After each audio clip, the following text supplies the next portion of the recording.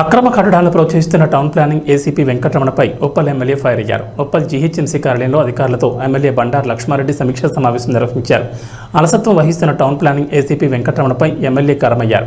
పేదలకు ఒక రకంగా పెద్దలకు ఒక రకంగా టౌన్ ప్లానింగ్ అధికారులు వ్యవహరిస్తున్నారని మండిపడ్డారు. అక్రమ కట్టడాలపై టౌన్ ప్లానింగ్ అధికారుల అలసత్వానికి ఎమ్మెల్యే క్లాస్ తీసుకున్నారు. ఉప్పల్ అభివృద్ధికి తోడ్పాటుగా ఉంటూ ప్రజా సమస్యలు తీర్చడానికి అధికారులు ముందుండాలని ఎమ్మెల్యే అధికారులకు సూచించారు. జీహెచ్ఎంసీకి ఆదాయం వచ్చే విధంగా అధికారులు వ్యవహరించాలని ఎమ్మెల్యే బండారు లక్ష్మారెడ్డి సూచించారు.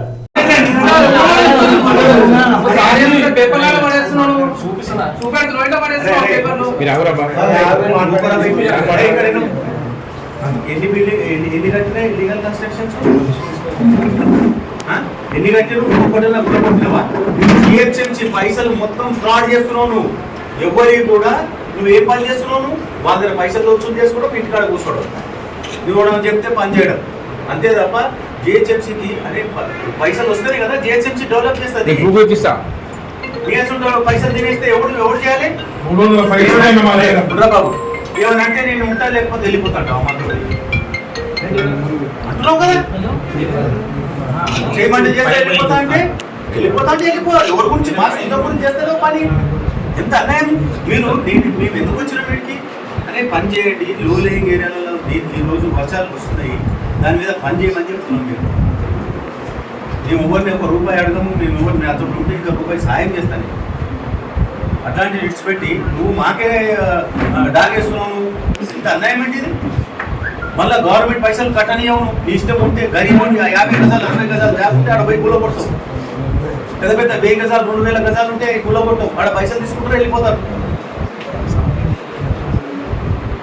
నాకు కంప్లైంట్స్ రావు, జాగ్రత్త పని కావాలి. ఇల్లీగల్ కన్స్ట్రక్షన్స్ చేయడం జరుగుతున్నాయంటే ఇలా మీరు చేయండి. మీరు బగాయత్లా ఆడ 100 ఉంటే కనీసం 10 పర్మిషన్ లేదు, 90 కళ్ళు మూసుకున్నావా? ఎంతెంత పెద్ద స్ట్రక్చర్లు వచ్చినాయి, కమర్షియల్ స్ట్రక్చర్స్ వచ్చినాయి.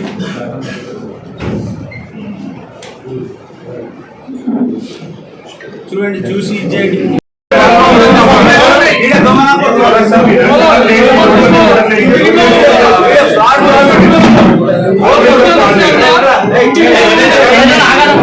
₹1,00,000 జిహెచ్ఎంసీ పైసలు ఖరాబ్ అంటే వీడే దొంగనా కొడుకు. మళ్ళీ వచ్చి పెద్ద మాటలు చెప్తున్నాను. నువ్వు పని చేయమంటే చేస్తా, లేకపోతే వెళ్ళిపోతాంటావా? ఎంత బగాయిలో ఎన్ని కడుతున్నారు?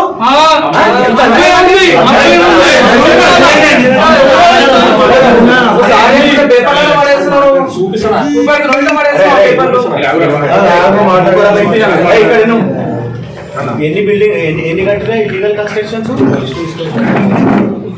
ఎన్ని కట్టిరు? ఒకటన్నా గుర్తుపెట్టుకోవా?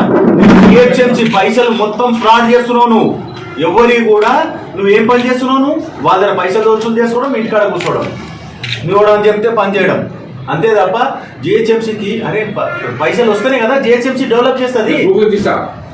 నీ అసలు పైసలు తినేస్తే ఎవరు చేయాలి? బాబు ఏమనంటే నేను ఉంటా లేకపోతే వెళ్ళిపోతాంటావు అమ్మతోటి అంటున్నావు కదా. చేయమంటే చేస్తే వెళ్ళిపోతాంటే వెళ్ళిపోవాలి. ఎవరి గురించి మా సొంతం గురించి చేస్తలేవు పని. ఎంత అన్యాయం! మేము ఎందుకు వచ్చినాం వీడికి?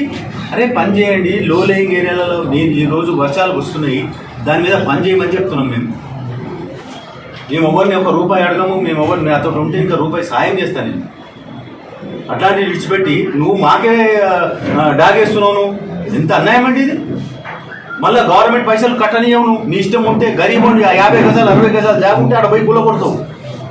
పెద్ద పెద్ద 1000 గజాలు 2000 గజాలు ఉంటే అవి కూలగొట్టవు. ఆడ పైసలు తీసుకుంటారు, వెళ్ళిపోతారు. నేను నా రిక్వెస్ట్ ఏంటంటే మీ అందరూ కూడా మనం కలిసి పనిచేద్దామని ఇప్పటిదాకా మీటింగ్లో మాట్లాడినాక నువ్వు నాకు బెదిరిస్తా అంటే ఎట్లా? గరీబులు ఇల్లు కూడా కొడతారు మీరు అంటే ఎట్లా? జాగ్రత్త పని చేయండి. నాకు కావాల్సింది అది. నాకు ఎవరో చెప్తే పని చేస్తా, లేకపోతే ఇది కాదు.